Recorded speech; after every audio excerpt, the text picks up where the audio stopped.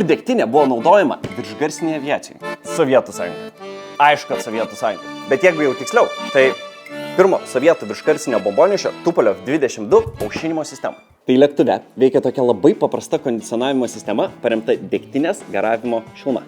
Bet kokiam skysčiui garuojant, jam reikia suteikti energijos. Dažniausiai ta energija yra aplinkos šiluma. Skystis siurbia šilumą iš aplinkos ir virsta garai. Taigi, mūsų lėktuvas šąla ir mūsų degtinė garuoja. Tik čia mūsų bombonešis susiduria su tokia problema. Nes, kad ir po kokio trumpo skrydžio, bombonešio aptarnavimo komanda pranešdavo, kad mūsų aušinimo bakas tuščias ir reikia pildyti iš naujo. Kažkur dingdavo degtinė. Labai panašų vėsinimo būdą turi ir žmogus. Tik tai garina ne degtinę, o vandenį. Po prakaitavimo.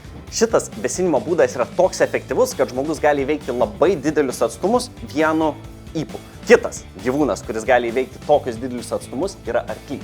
Ir dėl to, kad tik tai žmonės ir arkliai prakaituoja, kiti gyvūnai faktiškai neprakaituoja ir kelionės metu tiesiog perkaista.